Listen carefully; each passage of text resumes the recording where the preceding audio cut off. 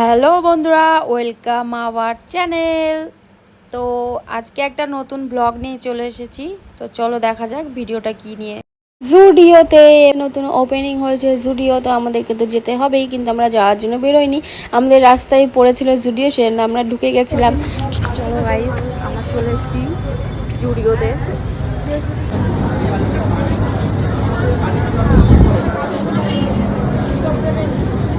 আমি গরিব মানুষ, হাফ প্যান্ট জুতো পরে আসছি। আর এই সেই দেখো, এনার এই জামাটা দিয়ে চোখ পড়েছে, বেশি দাম।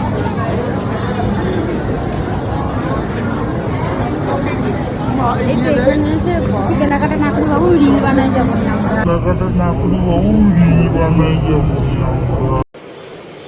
अच्छा ठीक है। এ বেশি দাম নাই ন্যাকড়াটার, দেখো এই ঘর মোছা ন্যাকড়াটার বেশি দাম না, আমাদের রান্নাঘর মোছার। চলো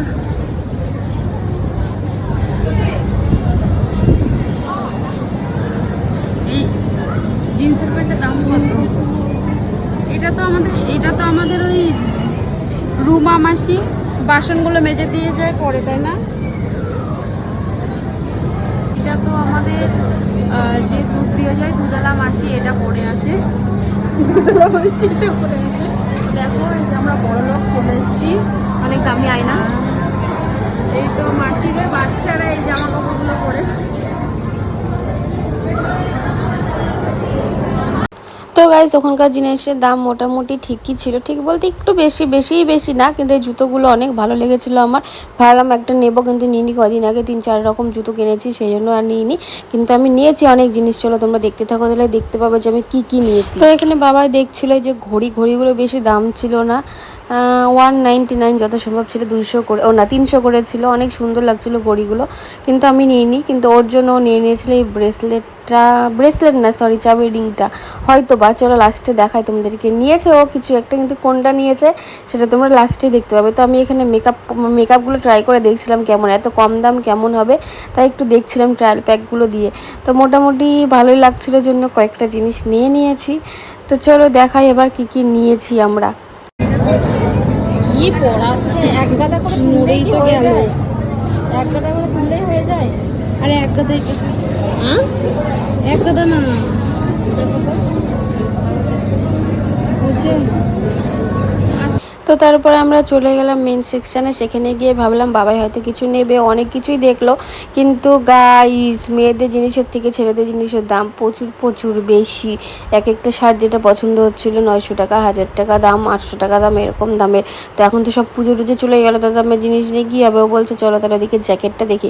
তো একটা জ্যাকেট দেখে আমাদের পছন্দ হয়েছিল, তো এবার দেখবে যে বাবাই পরেও দেখাবে জ্যাকেটটা।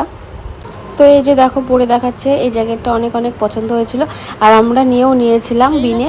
তো নেওয়ার পরে দেখছি যে নিচে মানে সবগুলো হয়তো নিচে পড়ে দেখো, নিচে এখনও পড়ে আছে। বাবা সবগুলো তুলে দিয়েছিল, পড়ে এত নোংরা হয়ে গেছিলো নিচের দিকে, তো সেই জন্য আর নেওয়া হয়নি। তারপরে আমি বিলিং কাউন্টারে লাইনে দাঁড়িয়েছিলাম। অবশেষে 30-40 মিনিট দাঁড়ানোর পরে বিলটা করতে পেরেছিলাম। আর তখন আমি যখন বিলিং কাউন্টারে দাঁড়াই, তখন সব কিছু বন্ধ করে দিচ্ছিল। তো ও দূর থেকে ভিডিও করছিল, আর কী যে বলছিল দেখো। এত টাকা চুনা লাগাই দিলাম, কেমন লাগছে বলো বলো।